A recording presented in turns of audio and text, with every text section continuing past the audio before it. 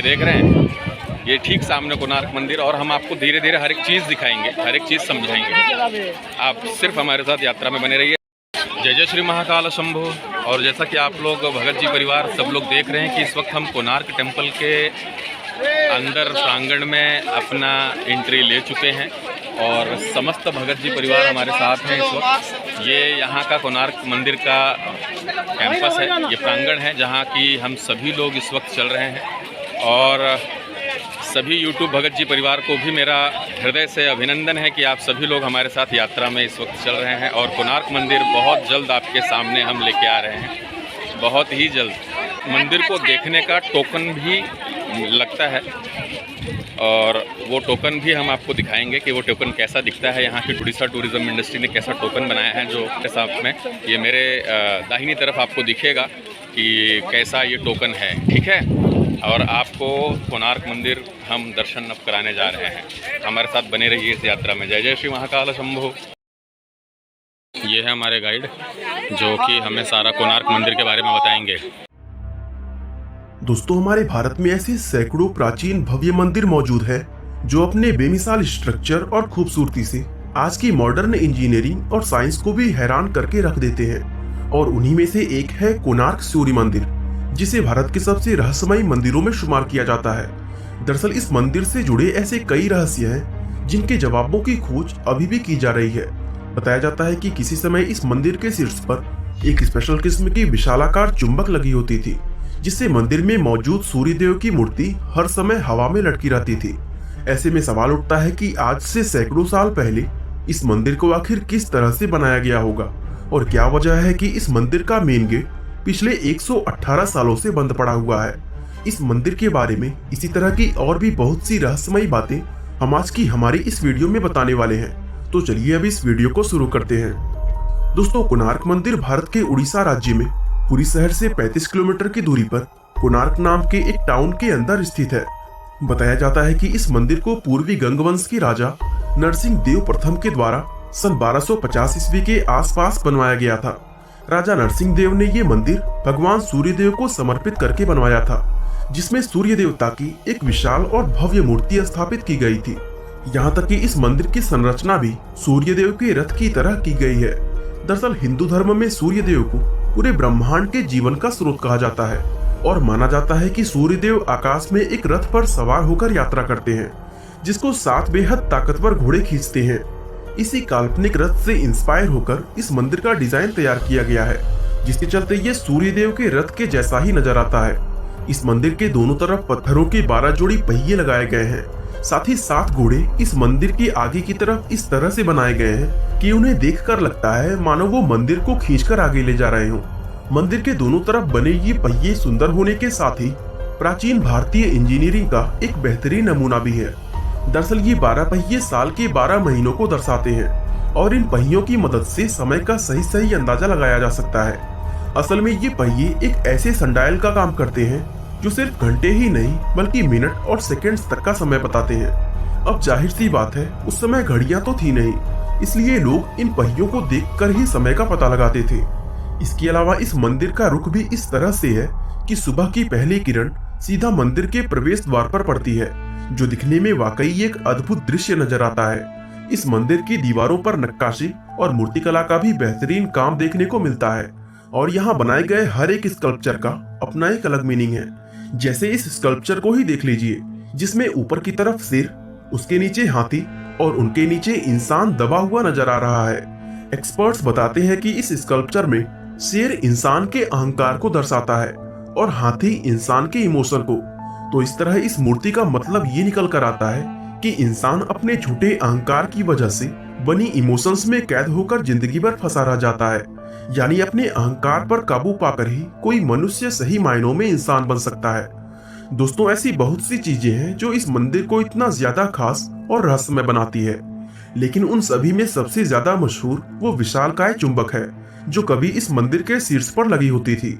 हालांकि ये बात ऐतिहासिक रूप से आज तक साबित नहीं हो पाई है, लेकिन फिर भी बहुत से एक्सपर्ट्स ये मानते हैं कि इस मंदिर के अंदर लोडस्टोन नाम का एक 52 टन वजनी पत्थर लगाया गया था, जो कि एक प्राकृतिक चुंबक के रूप में जाना जाता था।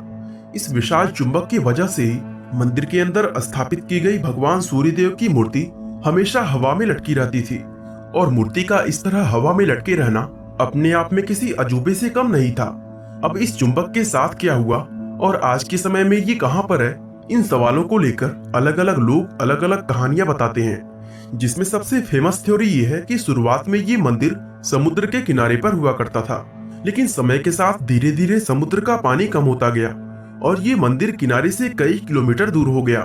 कहते हैं कि इस मंदिर में लगाया गया वो चुंबकीय लोड स्टोन इतना स्ट्रॉन्ग था कि उसकी वजह से समुद्र में गुजरने वाले पानी के जहाजों का कंपास तक काम करना बंद कर देता था और वो जहाज यहाँ से गुजरते हुए अपनी दिशा भटक जाते थे।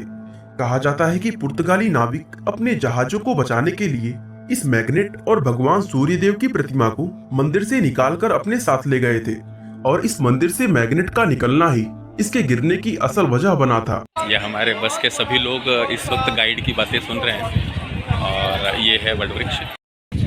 जय जय श्री महाकाल। आप सभी को भोले भगत जी परिवार, जय माँ बाबा जी परिवार। आज आप सभी को हमारे YouTube में हमारे जितने भी परिवार सदस्य हैं, आप सभी को हम कोणार्क मंदिर इस वक्त ले आए हैं।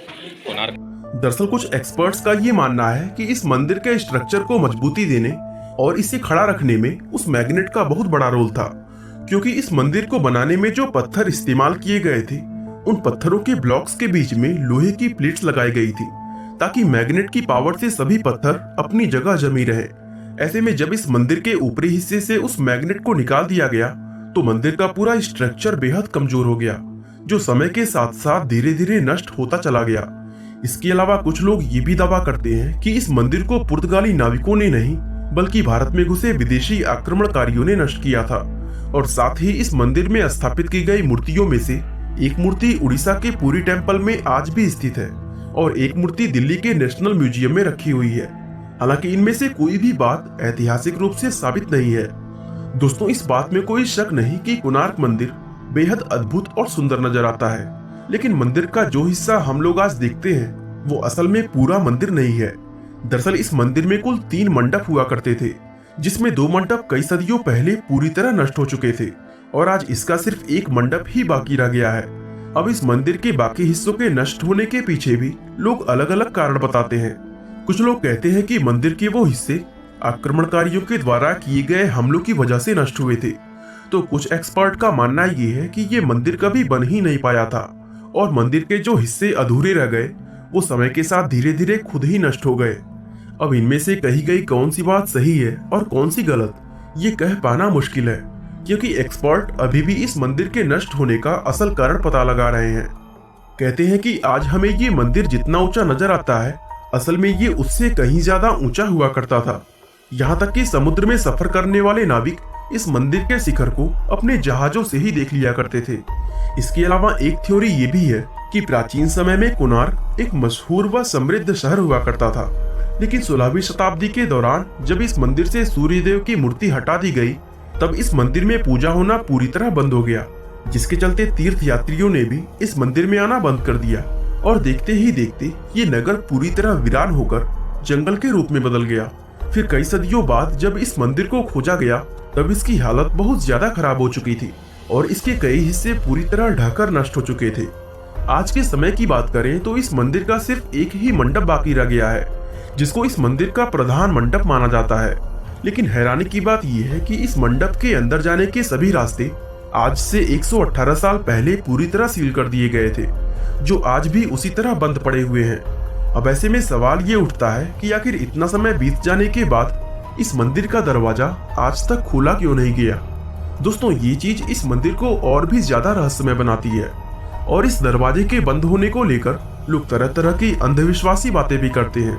हालांकि इसको बंद करने के पीछे ये तर्क दिया जाता है कि 19वीं शताब्दी का अंत होते होते इस मंदिर का आखिरी मंडप भी कमजोर होकर गिरने के कगार पर पहुंच गया था और इसको गिरने से बचाने के लिए साल 1903 में उस समय के गवर्नर जॉन वुडबर्न ने इस मंदिर के अंदर रेत भरवाकर इसके सभी दरवाजों को सील करवा दिया था। इसके बाद ना जाने कितनी बार इस मंदिर के मुख्य दरवाजे को खोलने की बात की गई, लेकिन हर बार अलग अलग वजहों से इस दरवाजे के खोलने को टाला जाता रहा। यहाँ तक कि इसी तरह आज 118 साल बीत चुके हैं, लेकिन अभी भी ये दरवाजा उसी तरह बंद पड़ा हुआ है। ऐसे में लोगों के मन में ये सवाल आता है कि क्या इस दरवाजे को सच में मंदिर को गिरने से बचाने के लिए बंद किया गया था, या फिर इसके बंद किए जाने के पीछे कोई और भी बड़ा रहस्य छिपा है। खैर, इन सवालों का जवाब हम लोगों को तभी मिलेगा जब इस दरवाजे को खोला जाएगा। जय श्री महाकाल शंभु। तो अब कोणार्क मंदिर से हम यहाँ से अब विदाई ले रहे हैं। और अगर आप सभी को कोणार्क मंदिर अच्छा लगा हो तो आप लोग बिल्कुल लाइक करें, सब्सक्राइब करें, और जो भी और कुछ उसमें इम्प्रूवमेंट देखना चाहते हैं, नई चीज़ें देखना चाहते हैं तो हमें बिल्कुल बताइए। ये अब कोणार्क मंदिर से निकलने की तैयारी हो रही है हमारी, और बहुत ही भव्य मंदिर बनाया है। कलाकृतियों के मामले में बहुत ही नायाब तरीके से यहाँ तराशा गया है पत्थरों में। और आप सबको जो हमने वीडियो में सारी चीज़ें कवर की है, आप सभी लोगों को हृदय से आने वाली चैत्र की नवरात्रि की ढेरों ढेरों बाबा की मैया की शुभ आशीष मिले आप। और एज यूजुअल अब हम यहाँ से निकलेंगे। बहुत सारे मंदिरों का आज दर्शन कवर करना है और बहुत दूर तक, आज 240-50 किलोमीटर तक हमारी दौड़ होगी यात्रा की। और आप सभी को हम लिवा चल रहे हैं साथ में, हमारे साथ बने रहिए और आप सबको हम दिखाएंगे। अगर अच्छी लग रही हो तो लाइक ज़रूर करिएगा, पूरी वीडियो देखिएगा, आप लोगों को तभी समझ में आएगा हमारी इस पूरी ग्राउंड रियलिटी यात्रा का। जय जय श्री महाकाल शंभो। तो आइए चले, बाबा महाकाल की नगरी से आए हैं उड़ीसा में, बाबा अपने मामा जगन्नाथ की नगरी में। और जगन्नाथ की इस भव्य नगरी का क्या कहें, जितना कहें उतना कम है। अद्भुत प्रांगण है यहाँ कोणार्क मंदिर का। जय जय श्री महाकाल। आप सभी को हम आगे मिलते हैं, यात्रा में हमारे साथ बने रहेंगे। जय जय श्री महाकाल शंभो। पार्वती पतये।